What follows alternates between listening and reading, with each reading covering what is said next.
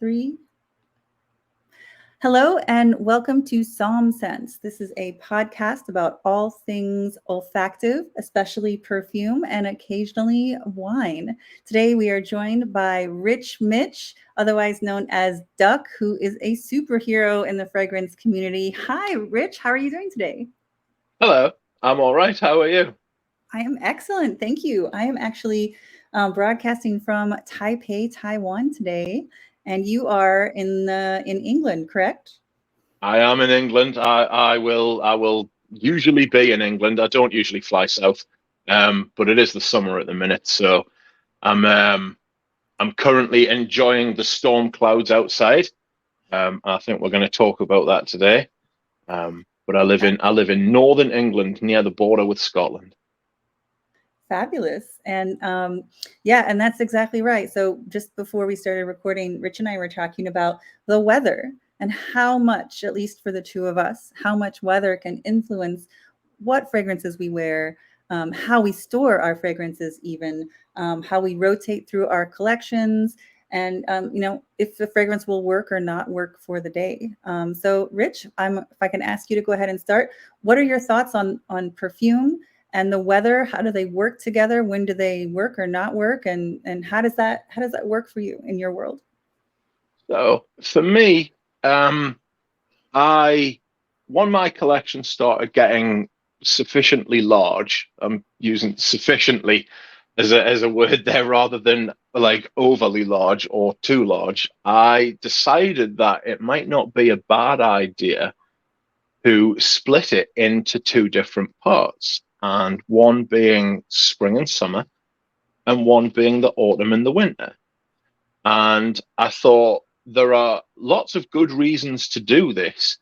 Um, we were talking beforehand about how, for lots of people who will be listening, they live in permanently air conditioned environments, Mm, and for them, their environment doesn't really change. Their temperature doesn't really change. It's usually at a comfortable baseline, and they work in those environments, and then they get in their cars, and then they get home, and their homes are air conditioned as well, especially in the United States.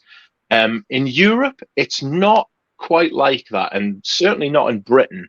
Um, we don't have much. We don't have much cause for air conditioners over here. Um, but I can see the demand for air conditioners is going to grow. We're in the midst of a heat wave down south. Up north, it's a different story. But very much the weather for me impacts what fragrance I'm going to wear that day. Um, for people who live in their air conditioned environments, any fragrance, anytime, whatever they want to wear, they can pick from their full suite. For me, it's more it's more practical, and it's more sometimes I find it quite rewarding to have a bit of self denial, so mm, I will put away my favorite fragrances, and most of my favorite fragrances are autumn and winter fragrances, to be honest. It's that old cliche that autumn and winter fragrances are like darker fragrances are more interesting and more sort of um not rewarding, but like, there's that most I've got many more autumn winter fragrances than I do spring and summer fragrances. So the weather sort of defines what I'm going to wear on any given day.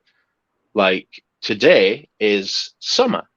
We're recording this on, I think it's the 20th of June, and paradoxically, I say paradoxically, I do live in Britain.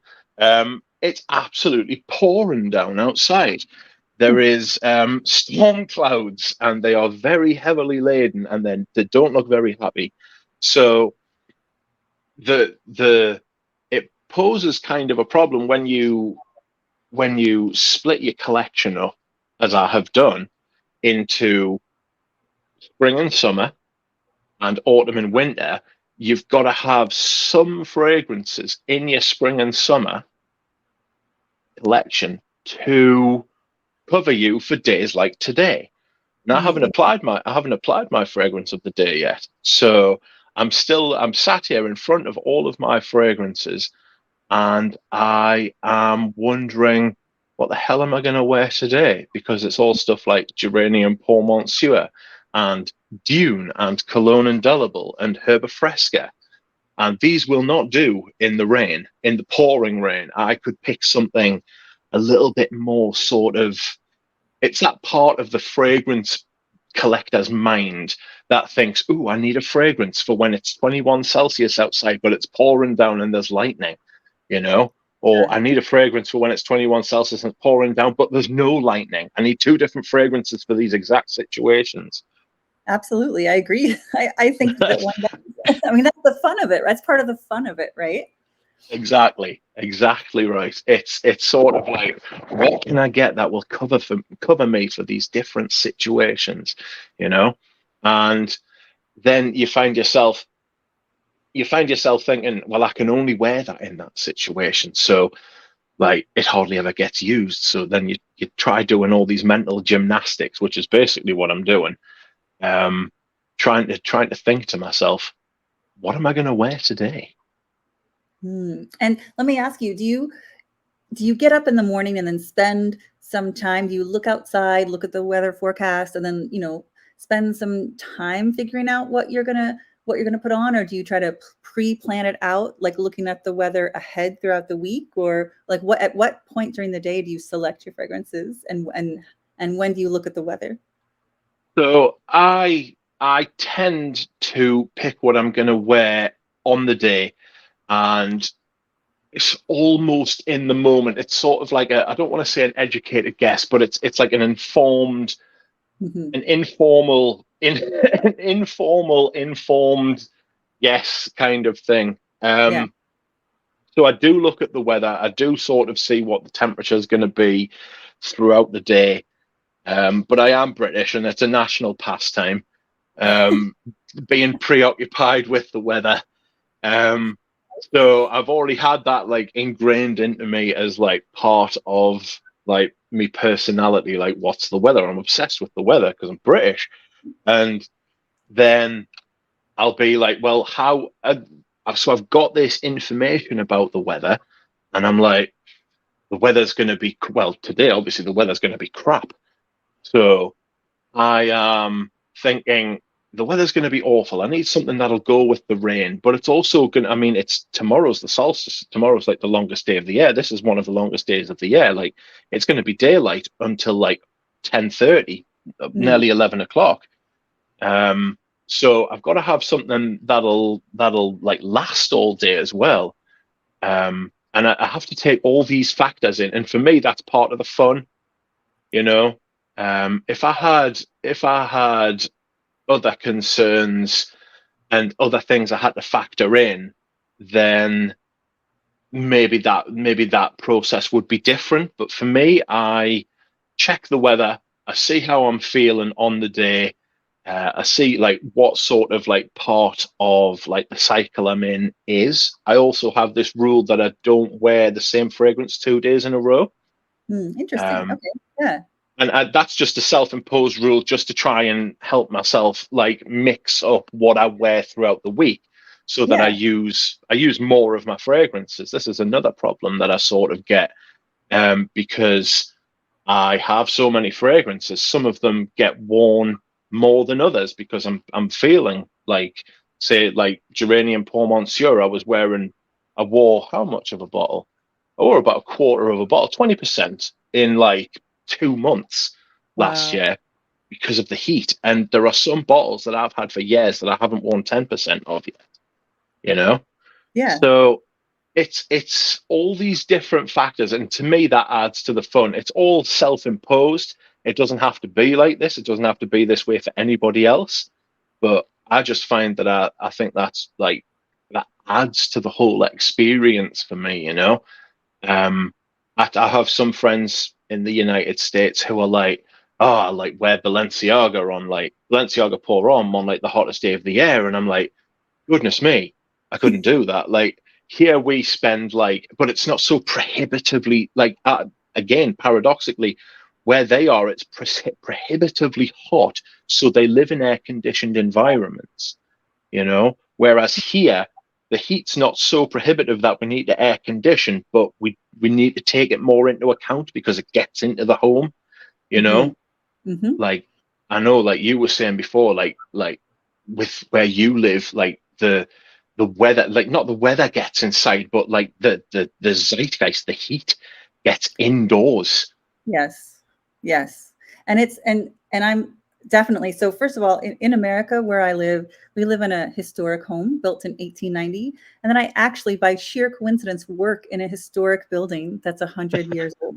And so they just function differently. The Yeah, way, it's not so hyper closed. It's the air, just the air, the way the air comes in and out of the building breathes a lot more. And so yeah, you really live in the weather to a much greater extent. You're really connected to nature in a much deeper way when you live in a historic building made from materials that really do breathe a lot more. When you're living in a building or working in a building made from brick and wood, it breathes, it lets the weather in, it lets the humidity in, etc. And so for me, like all day long, I'm dealing with the weather, right? And so that does remind me of Europe. I lived in Europe for many years, and again, living in stone buildings, wood buildings, brick buildings, you're much more in tune with the weather, rather than these kind of very new, hermetically sealed, very modern buildings built with modern building materials, where you really are just kind of closed in this like perfectly air conditioned, perfectly,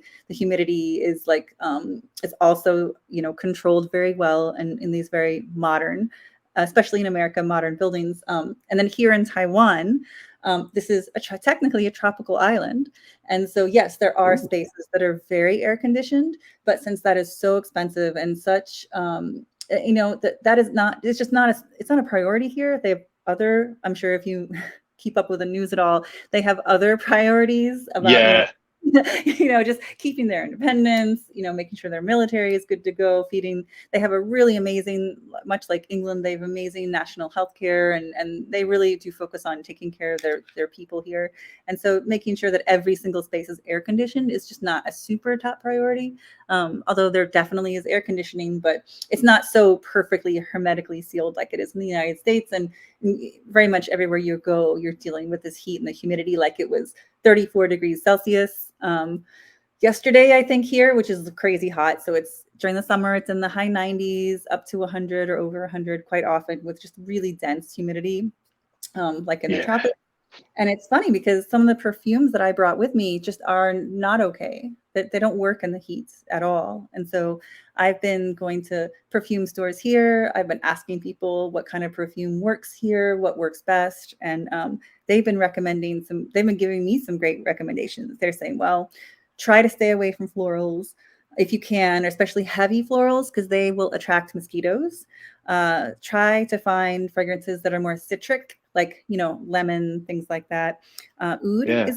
Oud is really good for keeping mosquitoes and bugs away. I didn't realize Ooh, that oud had that property, which is really interesting because I think of it like as heavy, and I'm like, oh, I don't think oud would work. But if you think about where people live who wear oud yes, fragrances, that they're all really hot places. So I was like, oh, well, that's probably why, or at least one reason why.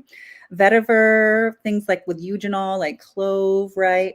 And lighter florals, like maybe even geranium and carnation, actually kind of also have something that works a little bit like a bug repellent that also works well in the heat. So it's yeah. like, oh, none of the fragrances that I brought with me have any of those qualities. So I've been like perfume shopping, which is fantastic. And Yes. later I'll tell you about some of the new perfumes that I found here in Taiwan. But when it does come to the heat, and high humidity that I know, if I remember correctly, England has been dealing with lately, what kind of fragrances do you like to wear? So humidity is a real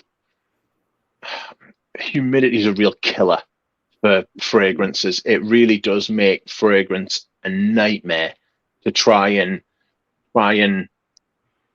like prepare what you're going to wear or finding things to wear in high humidity. It's probably the hardest weather condition Yeah, to I agree.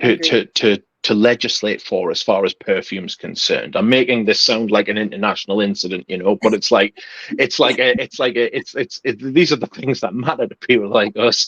It's like it's very, very hard to find like whole perfumes rather than just notes. There are certain notes that'll work really well in a perfume for humidity, like bergamot. Mhm. Bergamot's really good because it can be quite sharp, it can be quite zingy. But what you'll often find is bergamot is paired with almost everything. Yeah. So I'm looking accusingly at Eau Sauvage at the minute, as it has oak moss in it, and it's got this.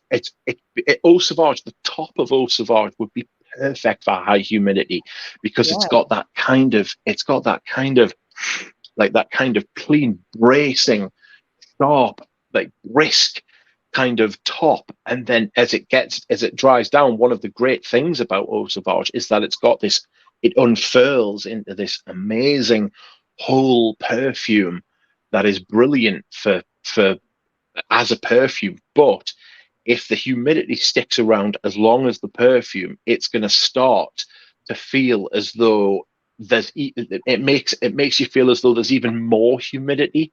Yes. If you pick the wrong fragrance in high humidity, you're going to have a hell of a long day.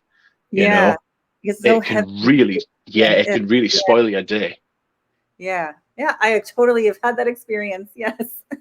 Yes, I was going to say I'm preaching to the choir about humidity here because, like the humidity. I mean, you are living the humidity at the minute in somewhere like Taiwan, which is like obviously got crazy levels of humidity. The east and like that I can never remember whether it's longitude or latitude, which is the up and down one, the north to south. But that Ladder, that like ladder, I think. is it lat is like ladder, so it's up and down. I think Somebody so. will like, Somebody will tell us in the it's comments. yes, the further towards the middle of the planet you go, the more tropical it becomes, and the weather, the humidity sort of like builds up there. And Yeah. it's like you've been talking to locals about humidity and what they wear and stuff. And I know you said before about oud being good. Excuse me, whilst I hydrate. Mm. And the locals have recommended like oud. I also think that patchouli's quite good, Yeah. and patchouli's quite good because the reason I know this is, do you know Borneo 1834 by Serge Luton? So I've never tried this. It's on my list of things to try, but I've never actually smelled it. Okay, so it's this big patchouli, slightly chocolatey kind of thing. And in the blurb for Borneo 1834 is one of the first instances of patchouli being introduced to the West was when they used to buy these rugs from the Far East or Persia or somewhere, wherever they were being shipped from. Mhm. The rugs would come lined with patchouli leaves, and the patchouli leaves were there to keep the moths away from Oh, eating the rugs oh, it's on the fabulous. ship. Isn't that fantastic? So Yeah. I've always sort of extrapolated from that patchouli is quite good for keeping away bugs because they obviously don't like the smell of it. Yeah. And Um, that natural green, because I imagine also green scents would be great in the humidity too, just again to bring that sharpness and brightness. So that's perfect. Yeah. yes, yes, that's right. So humidity, mint, I find is quite good for the humidity. That's obviously very green, like stuff like geranium pour monsieur, which is toothpastey. Um, sharp, like eau de colognes. I mean, it's less is more probably stuff that's like very top heavy. That doesn't have this kind of rich, deep, dark depth Yeah. aspect to it as far as like what we're used to, like you say, heavy floral stuff like lily, um, Yeah. roses, irises, all that kind of thing. That Yes. that seems to make sweet as well. Sweet doesn't go over very well in the Exactly. heat. because it makes you attractive to like bees, I would imagine. Yeah, Unless it's all like purely synthetic and they can tell the difference, you know? Because that I know dogs aren't a fan of perfume in most cases, and they've got really good noses. But that's really interesting. I wonder if like mosquitoes and other animals can tell the difference between the molecules and the naturals. yeah, like if something's like synthetically derived, if it's like 100% synthetic, like it's a fantasy sort of note, like ISOE Super or something like that. If they can tell if something's got ISOE Super in it or if it's got, like natural lavender extract and stuff. Hmm. Yeah, we need a scientist. We need to find a scientist who can tell us. Yes, yes, that's right. Or a bee or a Yeah. wasp, and they can tell us. I've actually got Bee by Zoologist in my hand today. Oh, nice. If it wasn't so, this is one of those fragrances which, um, like I was saying about how to like curate your collection as far as having perfumes for situations and stuff, and then having like very niche. I always thought Bee by Zool. Have you ever smelled it? I love it. Yeah, definitely. I've smelled it. Yeah. Yeah, I really love Bee as well. It's got for me. I'm going to wear this in the summer, but maybe not when it's as humid and rich as it is today. It's pouring down outside, but it's still humid and it's still warm. Yeah. So I think this might be a little bit full on for today, Yeah. but it would be really good in drier heat Yes. because it has all those smells of summer. Yeah. If you were to just look at the note listing and you were to sort of smell it like for the first couple of times, you would think this is like an autumn and winter fragrance because it's a big ambery thing, big, Hmm. rich and sweet and thick and dense. But I think that it's got some. I think it would be sort of out of place because of how summery it smells. To me, honey Mm. and all of that sort of thing reminds me of like summer and summer activities. So I keep it in the summer rotation, spring as well, Yeah. but summer absolutely.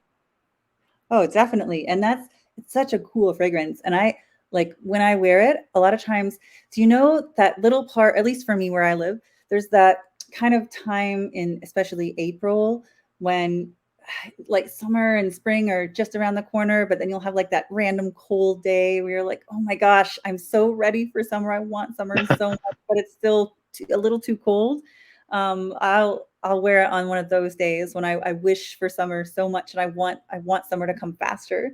And it's a little talisman to say, summer, Yes, please get here, please get here. yes, So for me, like kind of the early to mid spring, I really love to wear it. But now I'm gonna try it in the summer. Now you've convinced me that actually it probably will smell so beautiful, especially like going outside with and the green grass and smelling, the flowers blooming and everything with that all that waxy honeyness that's in there. It probably will be amazing. yes. It's lovely on those fresh days. I'll try it in like April, sort of April, maybe early May as well, when the flowers are starting to open up and everything's ramping up and the heat isn't quite so oppressive yet. Those fresh spring summer days where I imagine it's really good during the day as well, rather than at night. I don't change my fragrance from day to night. I know a lot of people do, and they can get two perfumes into one day, but Yeah. that's another thing for me. I usually just wear one perfume per day. Um, I find it a lot easier to wrap my head around.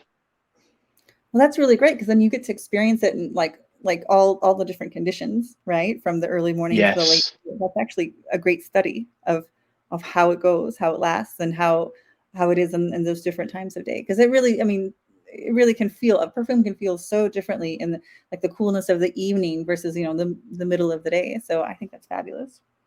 yeah.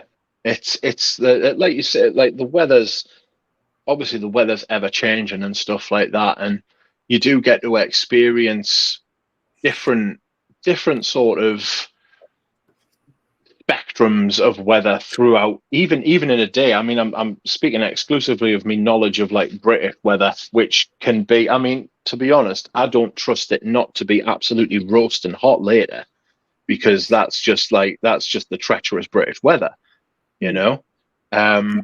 So I've got to keep like I've got to be mindful of that. It's it's interesting how the weather can change from under your feet, and how your fragrance can also do that as well. Um, I've made I've made some mistakes during my sorting process of what I think fits where and how, you know.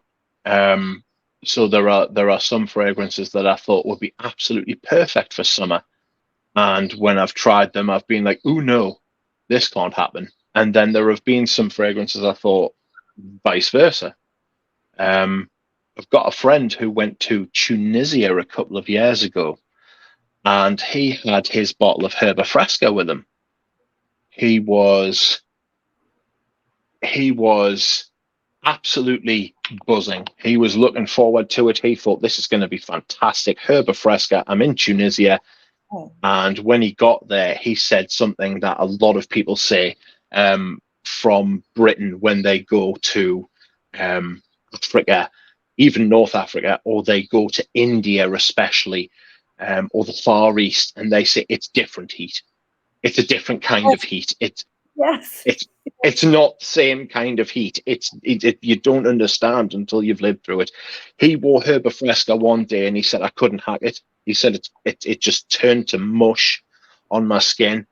And I was like, what do you mean? He was like, it was too rich, it was too sweet, it was too it was too sort of it was too much. And I was like, Herba Fresca was too much. He was like, yeah, I couldn't handle it. He said I ended up wearing a bottle of 4711. Yeah, no, that's precisely what happened with the perfume. The perfumes that I brought, they're just too dense, too thick, too much, too much, too much. And yeah, I bet 4711 actually would be fabulous here. Yes, that's Yes. precisely it, Doug. Everything you just said is exactly my experience.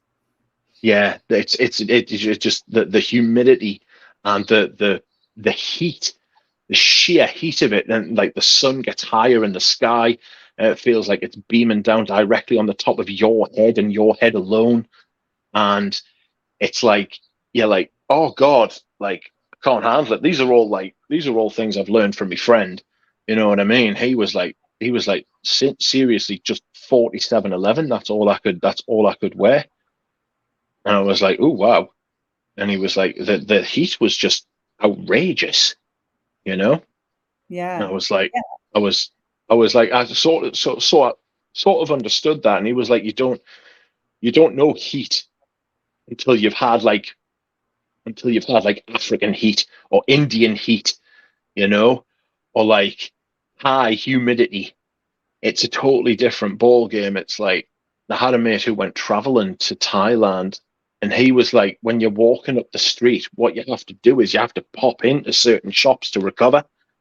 You know what I mean? He's like, you'd be walking like down the main drag of a town, and you'd be like, you'll go from like a bar and you'll walk up the street, and it feels like you're swimming through the air because it's so thick. You know, it's like you're doing like breaststroke through the street. And he was like, you've literally got to pop into a shop, and like you have to buy like a bottle of water, or you have to buy like a can of Coke or something, just to get into the shop because it's air conditioned, you Yes. know. And Yes. it's he's like, once you're in there you can like recover, and then once you go back outside again, he was like, you can see he was like, I'm not built for this, you know. You can see why, like, the people over there, like the people over there, you get like certain body types, you know. You rarely get somebody who's built like me, who's like 6'2" and like almost 6'2" wide. You know what I mean? Because you just couldn't handle it. Like at my body temperature, I couldn't regulate it, you know. So Uh, it's very, very, how is it? It's very, very interesting to think. you know? Like I'm when I think of things like that, I'm reminded of, do you know the Dior Privé collection? Yes. So the Dior Privé collection, if you can remember, everybody's been complaining about the releases in the Dior Privé collection for the last what Yeah. six years, and Quite a while. yeah, and everybody's been like, well, the prevailing wisdom seems to be that a lot of the fragrances were made for the Chinese market, Right. Yeah. I've heard that and from many yeah, people. and they've said that they're just like light, fresh florals, very delicate, very and that to me shows that even like huge multinational corporations recognize this kind of thing that we know intuitively, that there are different styles for different places, and the place you live can dictate what style you have. So if you have somewhere like America, which has a lot of hermetically sealed buildings with air conditioning, you can basically wear what you want when you want and do what Yeah. you want, you know? If you have places like Europe, it's more sort of you've got your chypre, you've got like where like a perfume will change throughout the day, you Hmm. know, and you can have a thin top, like a bound middle, and then a really broad base with Yeah. things like oak moss and patchouli and sandalwood and all of that sort of thing. Whereas if you go to somewhere like um, Taiwan, where the humidity is like 80%, 90%, Yeah. like regularly, you're going to need something like cit. Well, actually, I was going to say you're going to need something like citrus, but really, what I should do is ask you, because you said you had been to Yeah. some local shops and some local places and took some advice. Definitely. And I definitely think your analysis, you're onto some things because if you look at just, and there's so many different nations in Asia, but if you take just China, for example, which really is the center of wealth, the economic engine of Asia currently, if you look at where people live, the vast amount of the population lives along the southern coast. And so that's going to be Yeah, those tropical climates, right? Like Hong Kong, all the way to like Taiwan, around the area of Taiwan. And so the people who have a lot of money to spend probably are going to be living in those very hot climates, right? So even a place like Shanghai during the summer, and Shanghai is a bit like I imagine you were telling me another day that a lot of people in your area don't actually have air conditioning because it doesn't get that hot, right? yeah, Well, in China, it's interesting that kind of back during they had this law that's recently been changed, but for a very long time in China, there was an actual line. I believe it was, I can't remember now. I can't remember latitude or longitude, but there was a line that under like where you could not. It was illegal to own air conditioning, right, above the line. And so you have a place like Shanghai, which actually does get super super hot in the summer, but because it's above, just barely above this line, people just have to, they build their houses to be as cool as possible, you know, a lot of tiles and a lot of, you know, you can use construction materials to try to like get the heat out of your home, right, and buildings that. yeah, And so, you know, it's, you know, these cultural small tiny little nuances are so interesting. So it's exactly that. You have large populations living and dealing with this humidity and heat. For example, in China, what, like you're saying, where Dior is, you know, probably looking to sell for to this huge new money market where people want to spend money on luxury goods like fragrances. But and you're right, these things, these the way that people live and dealing with the weather that they deal with actually can affect the way perfumes are constructed. For example, there is this wonderful, wonderful Taiwanese brand. It's an independent brand called Pan 7 or P7 for short. That is a local Taiwanese perfume house. The owner and perfumer, Pan Yin, like actually worked doing tea ceremonies for quite a long time before she changed to being a perfumer, learning about perfumery, and she creates these gorgeous fragrances. Most of them are eau de toilettes. Again, just dealing with the humidity and the climate here, she mostly makes EDTs because that's what makes sense in this climate with this heat and humidity. And a lot of her perfumes, in fact, most of her perfumes really are about tea. And so they work with local Thai, because Taiwan has a lot of oolong tea that they're very famous for their different types of oolong tea that they grow and harvest here, along with other types of tea. And so she has most of her teas, most of her perfumes are about tea and center on the fragrances of tea. But it's interesting because her base notes are unusual, at least from a Western perspective, because they're not super heavy, they're not super long lasting, but they're really original and really unique. So and she won in 2022. She was tied for the winner of the Art and Olfaction Award for Independent Perfumery for her scent Aged Tea, right? And so Ooh, for that fragrance, which was wonderful, I was actually there today at their store, and okay.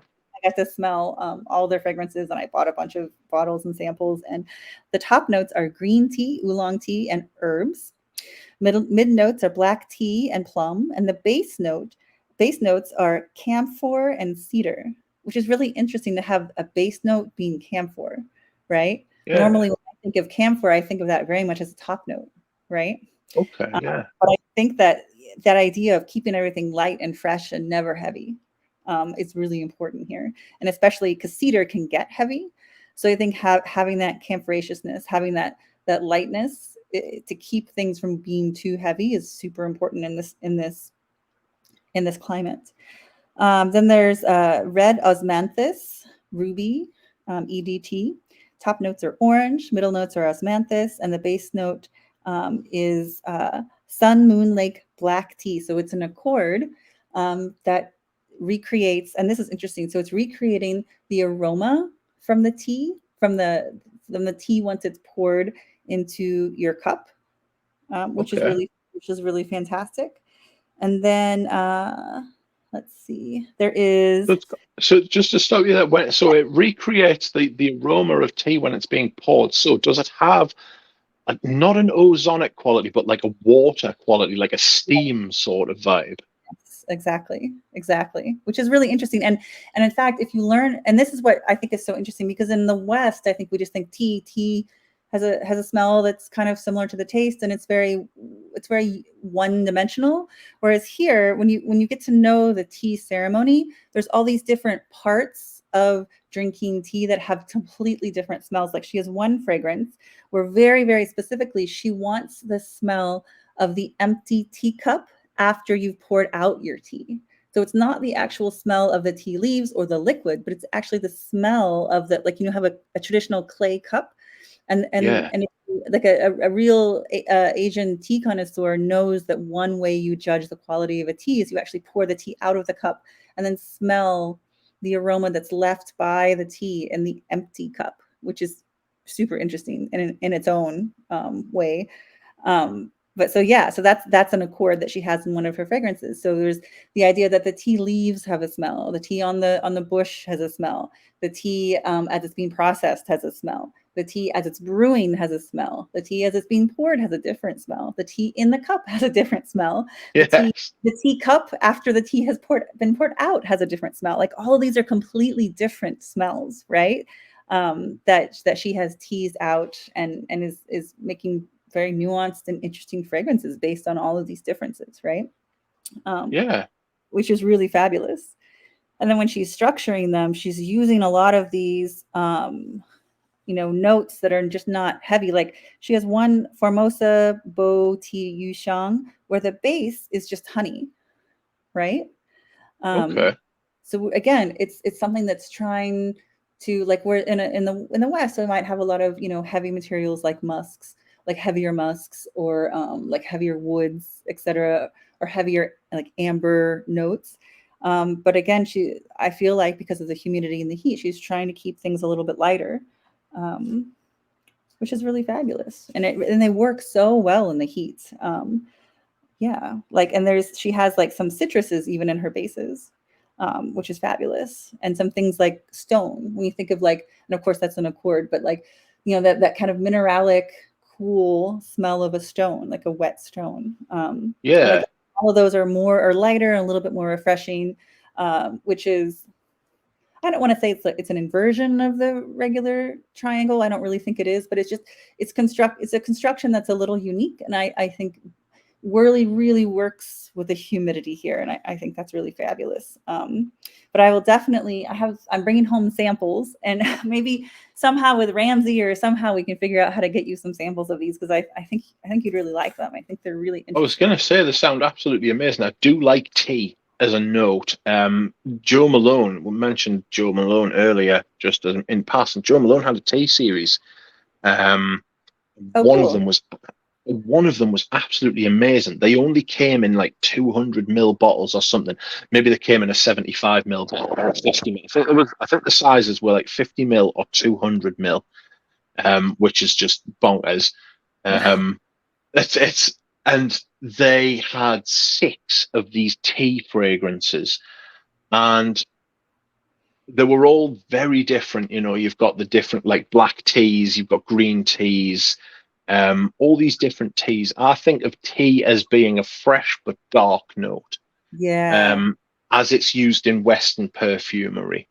Um, I don't have much experience. I have little to no experience, to be honest with you, of like genuine Far East perfumery, you know. But I can, knowing the little bit that I do know about, especially Chinese culture, I can imagine it being very natural smelling, and I can imagine it being very delicate as well. Yeah. Um, like literally the polar opposite of what we're getting as far as designer fragrances is now. Um, these sound exactly like that, like taken from the environment, the work with nature, not against it, you know? Absolutely. That's exactly it. And they're so fascinating and so interesting. And I can't wait to start wearing them and start getting to know them better. Absolutely. And then, and I'll mention one more. I went to a really cool, just niche store where they have some really cool brands. Like they have the Zoo, Christophe Laudemiel's brand from New York City. They have Rogue Perfumery. They had Brava Neritz from Spain, which is just really fabulous. They had lots and lots of fabulous brands, and one of them I'd never heard of. It was called Folie à plusieurs, like madness shared by many. That they call themselves Intermedia Perfumery. Have you ever heard of this house? I have never heard of this house. I hadn't either, right? And basically, I kind of looked them up online. They're one of those, like, very intellectual kind of perfume houses. They have a manifesto, right? Um, Okay. yeah, yeah. So they say that they use fragrance as a way of recording and sharing the works, thoughts, and experiences of artists. And so if you look, each of their fragrances are paired with a real artist. Could be a writer, could be a director, could be a sculptor, could be an artist that works, with canvas oil, like a traditional artist. It could be a ballerina, right? It could be any kind of artist. And then they sit down with the artist and they do a series of interviews and other things where they basically, what they're trying to do is from the lens of a perfumer, they explore the olfactive nature of that artist's work, right? Whether it's music or performance or film or sculpture or photographs or whatever. And then they try to have each perfume be some kind of like profile where they translate the world of that artist's art into a bottle of perfume. So it's kind of a cool, interesting idea. And then in their manifesto, they say they want scents to be an artistic medium and not a commodity. So they don't advertise very much. Um, they say the less branding, the better, right? And Okay. their bottles. I mean, there's nothing on their bottles, right? They try to center the human experience, right? Okay. And I mean, I think that these are interesting and good ideas. And of course, for us, like at the end of the day, it comes down to, does it smell good, right? Yes. I'm hoping that the ethics that they speak of, I'm hoping that they are really true to them and they are, really being honorable, and it seems like their intentions are good, and I think that's great. And we need more interesting, well-intentioned, ethical, people taking fragrance seriously in the world, right? But then again, like, Yes. in the end of the day, does it smell good? And I tried a few, and there were a couple that really, I'll just say, like, the one that really stuck out to me was one based on Haruki Murakami. Murakami is an author. that writes some really fantastic novels. Um, and his was called, let me see if I can remember where it is. Sorry, I'm kind of flipping through some notes. That's Um, cool. his is, oh, I have the, let's see if I can find the name. Oh, Kafka on the Shore, which is also the name of one of his novels. Um, Okay. and it's basically, the brand describes it, and this is from their website. The brand describes it as a spirit forest unlocked through a doorway of stone. Oh, So interesting. So it's the materials, they say it's incense, mineral, musky, spicy, woody, with lavender and kind of an old book uh, accord, iris, birch tar, amber, musk, patchouli, cedar, oak wood, leather, and vanilla. Um, I don't get a lot of those. I mean, I'm sure they're in there if they say they're in there, but what I really get is a lot of that cold stone, which again works great with the environment, and yeah. old book. Like, have you ever been in like a really old library and you can smell those super old books? Like that's what it Yeah. really sounds like to me, but not in an overwhelming way, in a very light way. So like really old paper, really cold stones, and then like patchouli, which is great because you said patchouli is great for the heat, and so I get that with this perfume 100%. So those are Yeah. kind of the main notes that I get. And it just wears really really light and really easy, and it doesn't distract from the environment, but it kind of just adds just a great general pleasantness and kind of calmness and meditative quality around you as you're kind of walking through like this big ocean of humidity. Yeah. and, and I think that the house in general, I want to get to know more. I want to try more of their fragrances because it's just kind of a cool idea, I think. Yes. It sounds amazing. What I was going to ask you was, do they use perfumers, or are these made like in-house by the people like themselves? Do they It like so it seems what's Yeah, it seems like they actually they hire perfumers. So this okay? perfume, for example, is made by David Chiedze, I think. I apologize, David. I'm probably butchering your last name. So sorry. But it seems like almost every perfume is made by a different perfumer. I haven't heard of it. Like I don't recognize any of the names. Granted, I haven't looked at every single perfume. There's like 15 of them on the website. And in the little niche store that I found here called Hours and Hours, which is fabulous. I think they only had like maybe 6 bottles. And each of those 6 were made by a different perfumer, and none of whom I know yet, although I'm getting to know them. Yes. So which makes me wonder, are they doing this through a big oil house, right? Are these Firmenich perfumers? Like, who are these perfumers? Which that's something I'll Yeah. dig into and find out. Um, because I would hope that if someone is like, if they're going to be an intermediate perfumery with a manifesto and all these ethical ideals, you would hope they would go outside of that system, right? And maybe try to Yeah. engage independent perfumery, but maybe not. I mean, who knows? Like that's the easy through the oil houses. That's the easy way to do it. So, but I don't know. I don't know. I'll have to look them up and see. If anyone out there knows, let us know in the comments, please. But that's a great question, Rich. Sometimes it's in those little details where the rubber meets the road, where you can really see if they're really sticking to their vision, you know? Yeah. Yeah, I know what you mean. The On the subject of ethics in perfume, did you read Christophe Laudermiel's letter on Instagram that he posted? Yes, the ethics in perfumery. I actually took the pledge to sign that as like I mean, I'm not an important writer, but I do occasionally write for Softler Bun, and so technically I'm a writer, though a tiny, small, unimportant one. But I actually took the pledge. Don't do yourself down. Thank you.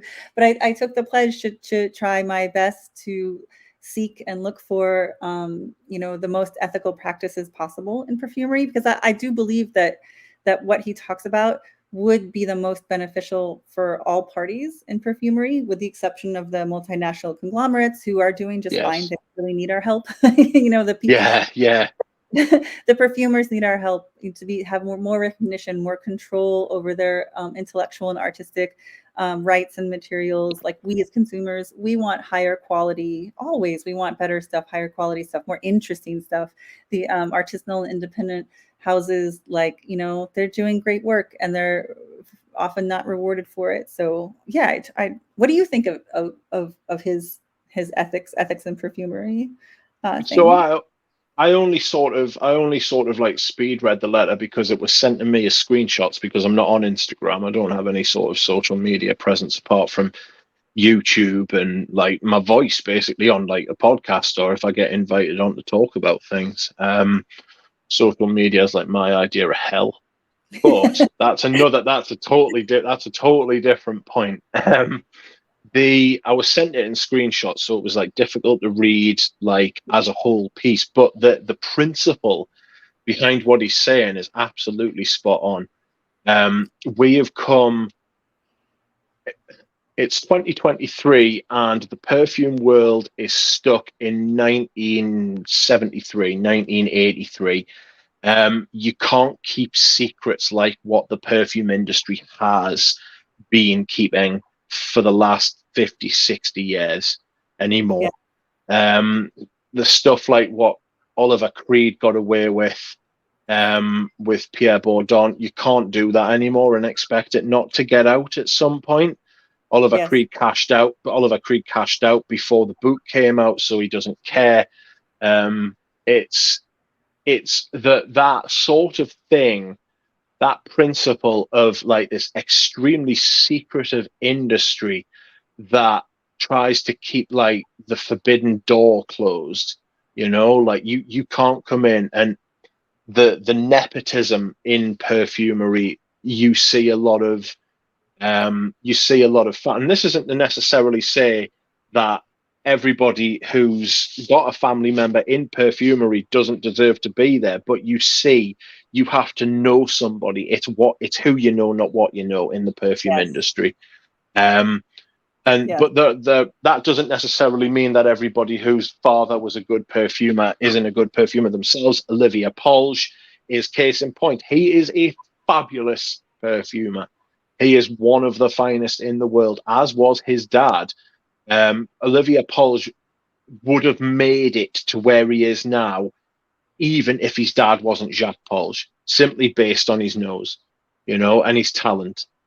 yeah, Um, but there is a lot of nepotism in the perfume industry, and there's a lot of who you know, not what you know, that goes on. And in 2023, it's not really sustainable because people will find you out these days.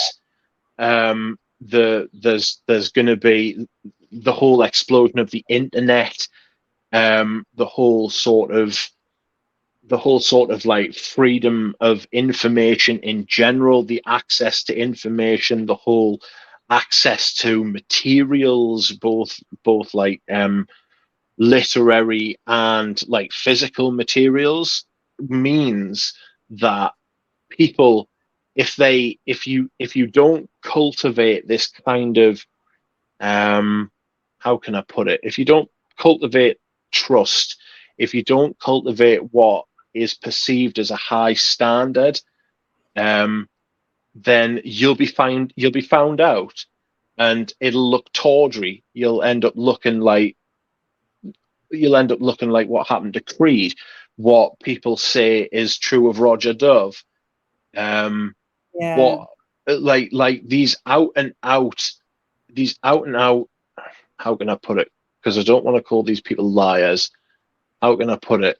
These out and out, like, it's not the whole truth. yeah. They're like People, showmen, or like they they play fast and loose with the truth. Let's say that. yeah, yeah, exactly. The whole sort of front and flash that they present. It doesn't matter if you're wearing a brightly colored jacket, or it doesn't matter if you are inventing a history, that Hmm. you will be found out these days. Yes. There is enough online sleuths and enough people who will take it upon themselves to find out there. if they see something's not quite right, that you will be found out one way or the other. And when you do, if you build a brand that isn't wholly rooted in truth and fact and honesty, especially if you're big, because people love to bring down these big, like these big companies. That there was much rejoicing when the big flavoring houses all got raided by the regulators in the United States, Great Britain, and Europe. Yeah. They don't have much goodwill in the bank from, like, especially not people like us and the people listening to this podcast. You know, Yes. nobody sits, like, lies awake at night and think, God, won't someone think of the shareholders? It's like that's not how most people think. Absolutely. It's people are. It feels like the illusion has been shattered, and the old god of perfumery just haven't realized it yet. And you've got this kind of tension between this newer generation of not upstarts, that's not what I want to say, but this newer generation of sort of like people who have grown up in the free information world, where secrets aren't, like, there's no like little dark corners where you can just put something and pretend it's not there, like out of sight, out of mind, because there's so much light being shone, Yes. like, Absolutely. from there's so much scrutiny now of everything that you can't just, like, what are they called, sleight of hand, you know um half truths, sleight of hand. um you have to be pretty upfront, and if you're going to try and be deceptive, you can't do it as easily, and you're sitting on a ticking time bomb because you're almost certainly going to be found out.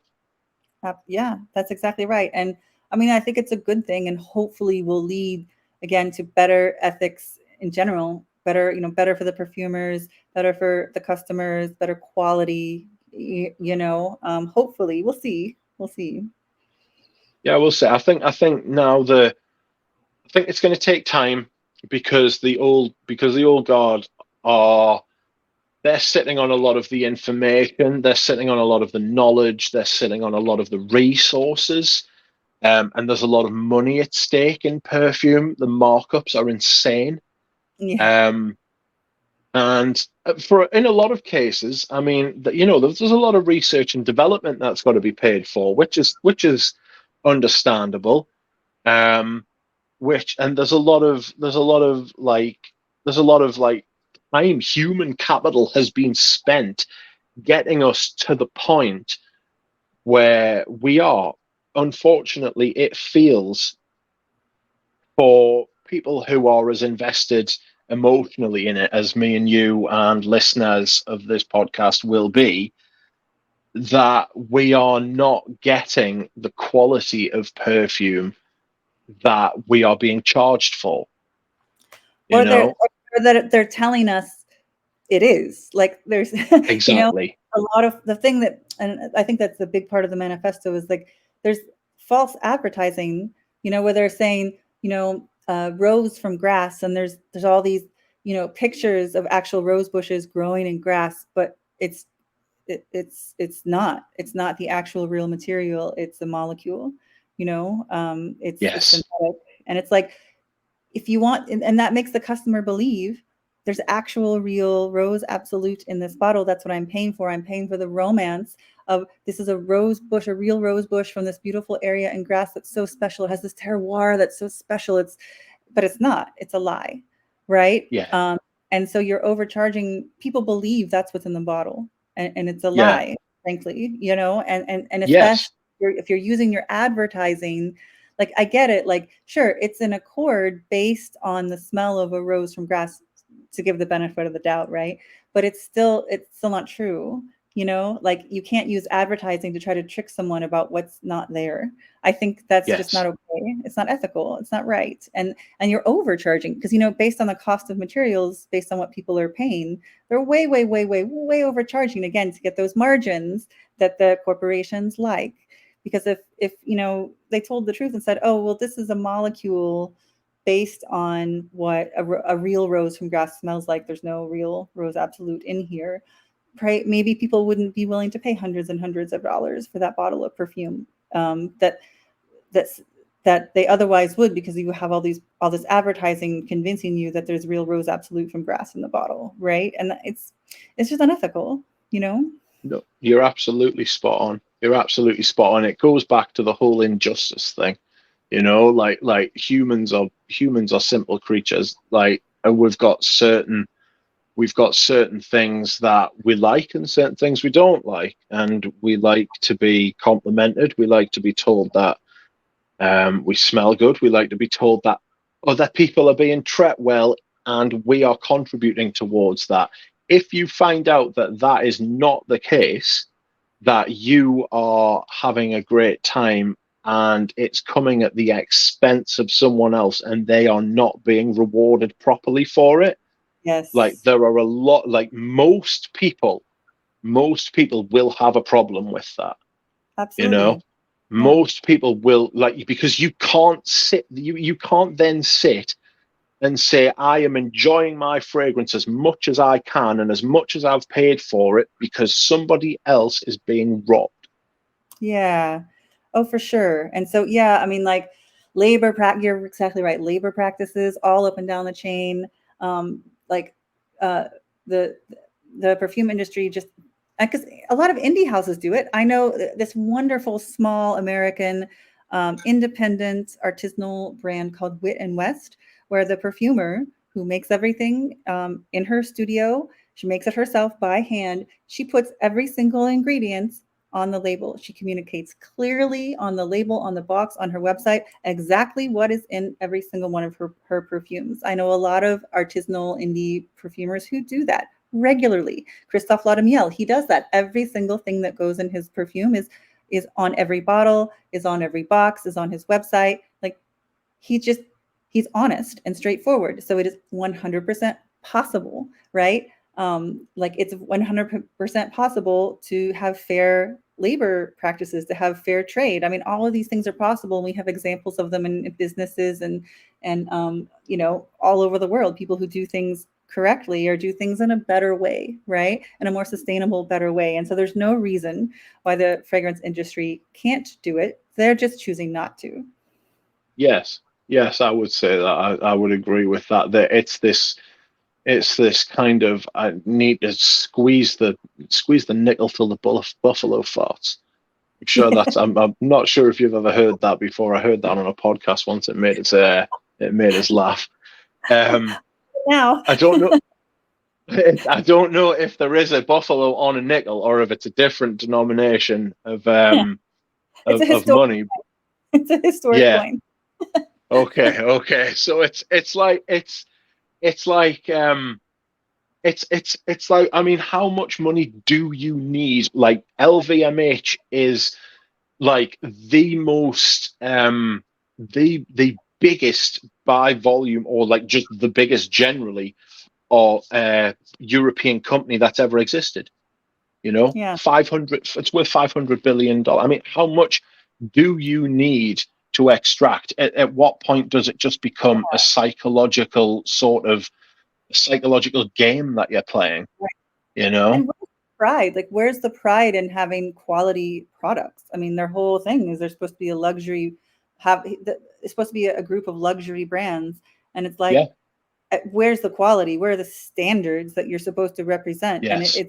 it's just terrible, And I think, I mean, someone else will eventually rise and take their place, and then they're going to devalue their own companies by pushing the limits too far, and that's just dumb. I think at a certain Yeah. point, you do have to focus on retention of quality, retention of your customers that are looking for quality and actually want good service and good quality. And I feel like LVMH especially is well, and a few of the other big groups, they're really faltering and people can see it. And they're, again, like just like you're saying now, because of the internet and other things, that sunshine is shining in, and we can see that the stitching's not right, like as a metaphor. You know, we can see that Yes, things are falling apart, and they're just shooting themselves in the foot.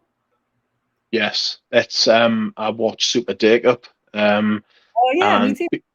yeah, and he talks about the history of fashion. I'm not into fashion. If you've ever seen us, you can tell I'm not into fashion. I'm not into fashion, but I love hearing about the state of fashion, and I love hearing about the history of fashion houses, and um how X, Y, and Z are um like Hermes did this thing where they gave a I'm going to get the numbers wrong here, I know, but they gave a £4,000 or a €4,000 payout to every single one of their employees, because they'd made something ridiculous like 16 billion in profit, and they shared some of that wealth just as like a one-off sort of payment, and That's they've fantastic. grown hugely, and their products are fantastic. They do Yes. this thing where you aren't allowed to buy a Birkin until you've gone on the Hermes journey. You can follow that story on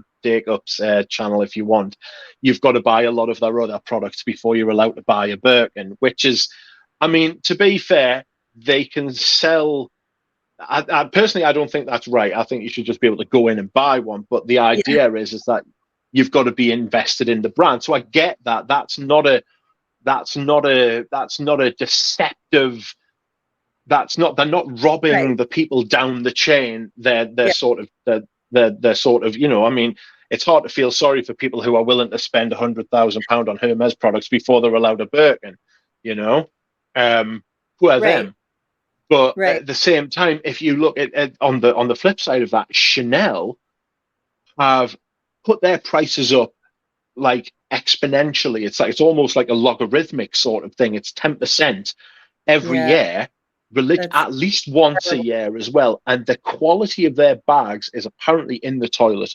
It's awful. Yeah. It's really bad.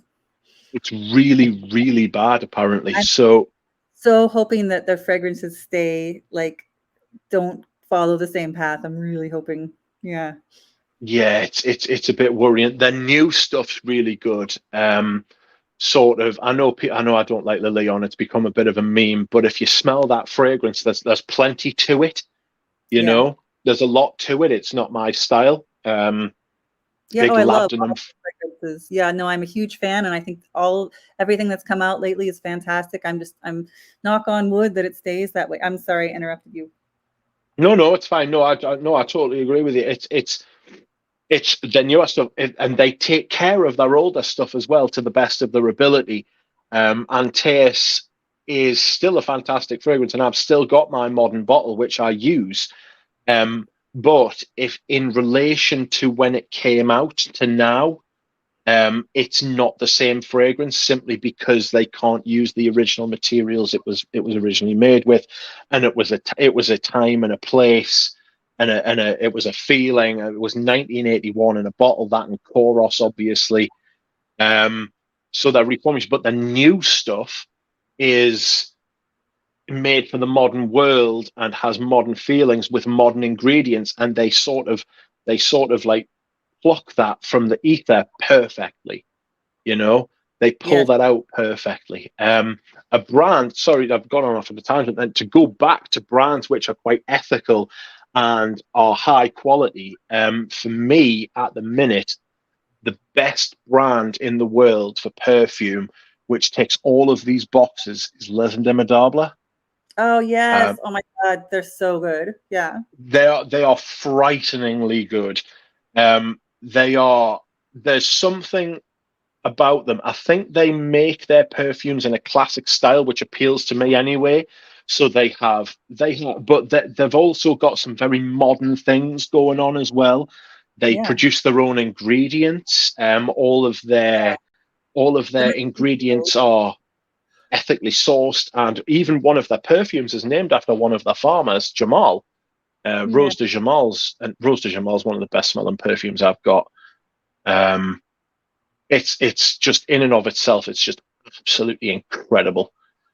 You know, Um, their colognes, I regret not bringing I have both of their colognes, Escalon Mm, Haiti and Escalon Indonesia, and I almost brought them, then I was afraid. I was like, "Oh, I don't wanna," 'cause you never know in the luggage, they can get lost or get yeah, broken, and I was like, "Oh, I like them too much to bring just in case," yeah, and I really regret it because I really, really think those 2 colognes would be perfection in this heat, yeah. and I love them to death. I mean, gosh, like, all of their I'm a fan of all of their fragrances. They're so well done. You can just tell the materials are just so amazing. Like they're just I agree with 100% everything you say. It's fabulous and I'm so happy they exist. Yes, it is. It's incredible. They're curated brilliantly. Um, they are brilliantly made. They've got Antoine Lee, who is, I mean, I don't want to get too sort of like pushy about them, but he's probably the best active perfumer in the world at the minute. Him and Polge, Olivia Polge, are probably the two best active. I mean, you could ask 10 people and they could give you 10 different perfumers. Do you know what I mean? Yes. Um, but for me, um, Antoine Lee, because his style it speaks to us. It's sort of like it's the style that I like. It's like they're very intricate, but they're very tight. There's no big gaps in them like there is for me with Kurdijan stuff. Yeah. I smelled the new Dior Riviera the other day. How is Well, it? I say the other day, it was a few weeks ago. It's so Kurdijan, it's frightening. It's this kind of loose ethereal fig rose thing at the top, which is very pleasant, and Mhm. then up from beneath. Do you know, like you see, when somebody blows out smoke and it billows? It's Yes. sort of like it comes out in like a line from the mouth, and then like it loses momentum, and then it starts to spread outwards like sideways as it interacts with the air. Oh That's wow. kind of like what the musks do in a Yeah. Kurdijan fragrance, that base, and it's unmistakably Kurdijan, and Yeah. it's like he's done nothing original with that perfume. And it was everything. I remember talking to Eugene when he first got appointed, and he was disappointed that it was Kurdijan. And he was like, I hope it's not just like what I'm thinking it's going to be, which is just going to be MFK2. They're my words. But like I'm hoping that it's not just going to be more of the same from Kurdijan, basically, is what Eugene said. And I was like, well, no, because he's working for Dior and he's got access to this, that, and the other, and he'll want to work in the style of Dior. And it turns out that Eugene was absolutely spot on. Oh man. Um, Wow. I That's had just hope. because look, the heritage of Dior. Wow. I wonder Yeah, what if he's going to do anything with the classics. That's, oof. Wow. frightening. Yeah. Yeah. I don't know if I would like to see his versions of the classics. I don't know. No, no. I wonder if he's going to release like a new sort of, like a signature line sort of thing. So like a new J'adore or a new Poison or a new Sauvage. If he's going to release like something completely different from like one of those lines and not the Privés, you know. And Wow. I'm wondering how that's going to smell. He's a very capable perfumer, Yeah. and I like some of his stuff. I mean, he's one of the great perfumers of the last 30 years. There's no doubt about it. Some of the stuff he's made has been massive. All you've got to do is look at like Lamal. Yeah. Um, like that's like a definitive perfume of the mid to late 90s. That and then he's made stuff. He made Au Noir, so he's capable of making stuff that resonates with me. It's just that he never does. Yeah. He made Indult. He made Tihota, but for Indult, which was for ladies perfume. This is a really classic kind of vanilla, and he did it, It's in his style. Yeah, I mean he's so capable of doing all kinds of things. It will be interesting to see what he does with the canon of Dior that already exists. I mean, like we know now, we can see now. I haven't. It's funny because I've been to two places here in Taiwan that carry that to look for that for the, what is it called, Dior Vieira, I believe, to Your find it. Riviera, yeah. Just happened to both be out, and so I need to go to like this third, like bigger store to Okay. smell it. But I should be able to smell it soon. But so yeah, I mean, like now we know he's going to do his own style there. Now we know, like you were saying, Yeah. Eugene, but like Eugene said, but I'm curious, I guess, a little afraid what he'll do, how he'll direct the Dior canon, you know. Yeah. Um, so we'll see, I guess. Yeah. Yeah. Well, Rich, if you don't mind, my husband and my son will be back here really soon, and it's almost here in Taiwan. It's the evening. It's about 7 o'clock at night, and it will be Winston's bedtime really soon. So if it's okay, we might say good evening. And for those of you who are listening, I'm going to put a link to Duck's YouTube channel down below in the description. But for those of you that are just listening, Duck, how can we find your YouTube? How can we find you? I am simply Rich Mitch. If you just put Rich Mitch, usually the best way to find us is put Rich Mitch Vintage into YouTube, and you will find a video of mine. I am a little duck head, a little yellow duck head. That is my profile picture on there. And yes, thank you very much. Excellent. Yes. And please, everyone, if you don't already know Rich Mitch, please definitely go to Rich Mitch's YouTube channel and subscribe. He makes some of the best fragrance videos with the most intelligent, accurate, fun, engaging analysis content out there about fragrances. There's a weekly fragrance rotation, which is amazing, and just lots of fun lives and fun content, lots of samples, and it's brilliant. So everyone, go check out Rich Mitch. And I am your host, Rachel. This has been Somm Sense, perfume reviews and discussions by me, a sommelier, and we will catch you next time. Bye-bye. Thank you.